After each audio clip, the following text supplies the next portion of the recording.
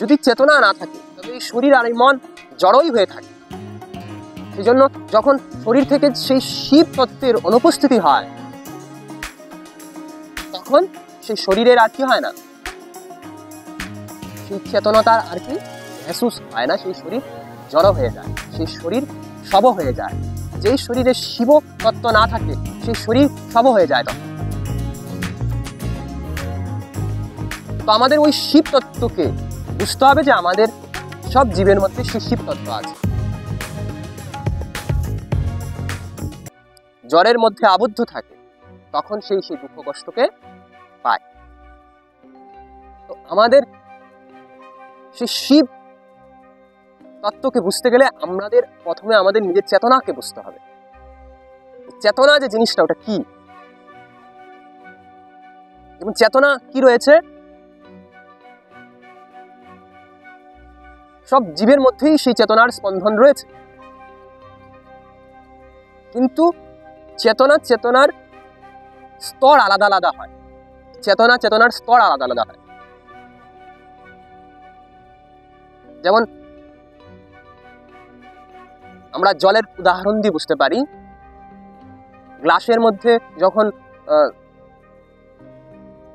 জল রাখা হয়, যদি 10টা গ্লাসের মধ্যে জল দেখতে পারি আমরা, কিন্তু প্রত্যেকটার মধ্যেই জল আছে, কিন্তু জলের স্তর আলাদা আলাদা হতে পারে।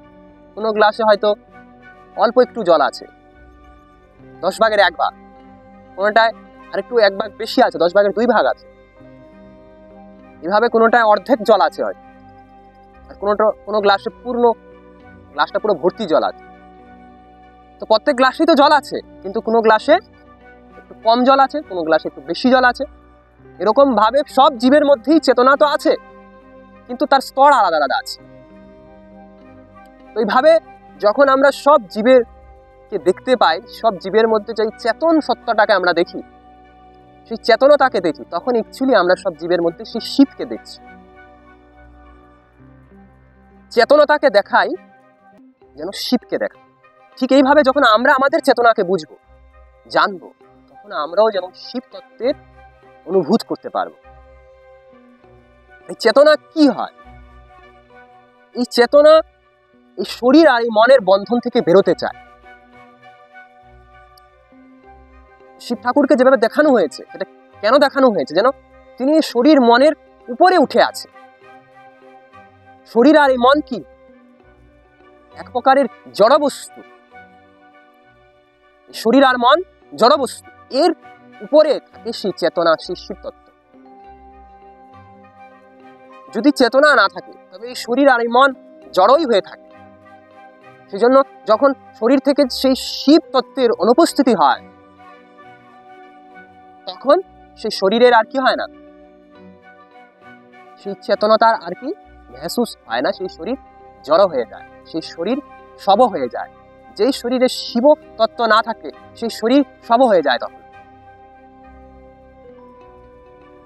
তো আমাদের ওই শিব তত্ত্বকে বুঝতে হবে যে আমাদের সব জীবের মধ্যে সেই শিব তত্ত্ব আছে, আর আমাদের স্তর আলাদা আলাদা আছে।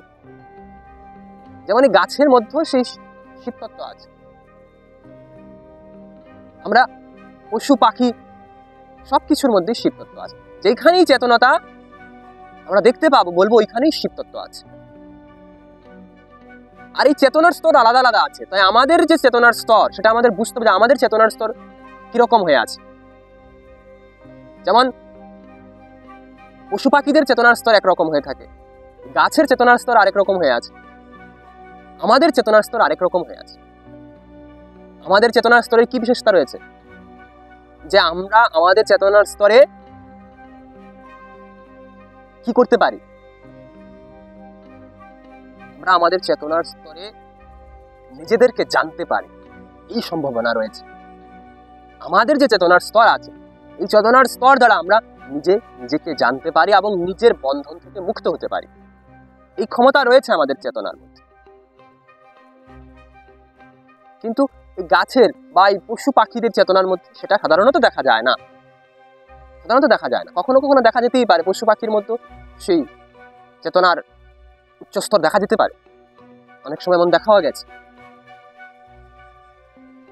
সেই চেতনার স্তরকে অনুভূত করতে গেলে কি করতে হয়? এই শরীর মনের উপরে উঠতে হয়। তাই জন্য শিব ঠাকুরকে যখন সম্বোধন করা হচ্ছে তখন সেখানে বলা হচ্ছে যে তিনি শরীর না, তিনি মন না, এইভাবে বলা হচ্ছে। এই শরীরের যে ধর্ম, এই শরীরের ধর্মের উপরে উনি, এই মনের ধর্মের উপরে উনি, এইভাবে বলা হচ্ছে। কারণ চেতনার স্তরে উঠলে, যখন আমরা চেতনার সেই উচ্চ স্তরের দিকে যাই, শরীর থেকে বেরিয়ে, মন থেকে বেরিয়ে, তখন আমরা সেই জিনিসগুলিকে কি করতে পারি? অনুভূত করতে পারি, বুঝতে পারি যে এগুলি তো শরীরের ধর্ম, এগুলি তো মনের ধর্ম। কিন্তু চেতনা আলাদা জিনিস। চেতনা এটার উপরের স্তরের জিনিস।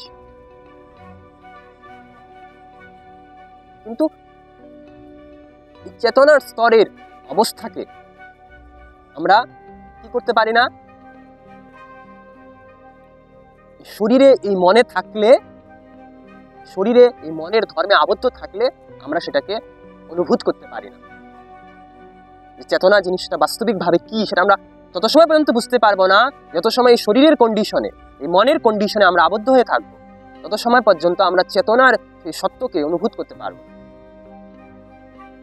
তাই বিভিন্ন রকমের সাধনার ব্যবস্থা দেওয়া রয়েছে, যার দ্বারা আমরা এই শরীর, এই মনের বন্ধনকে কেটে এর কন্ডিশন থেকে বেরিয়ে যেতে পারি। তখন আমরা সেই চেতনার সত্যকে বুঝতে পারবো। আর যখন আমরা সেই আমাদের চেতনার সত্যকে বুঝতে পারি, তখন আমরা সেই পরম আনন্দ, সেই প্রেমকে, সেই শান্তিকে আমরা অনুভব করতে পারি। তখন কি হয়? তখন আমাদের এই জগৎ থেকে কিছু পাওয়ার, চাওয়ার কিছু থাকে না, এমন স্থিতি আসে। যেমন শিব ঠাকুরকে দেখানো হয়েছে, মস্ত মওলা, একদম মস্তিতে উনি চলছে, কোনো কিছুর পরোয়া করছে না, মস্তিতে চলছে।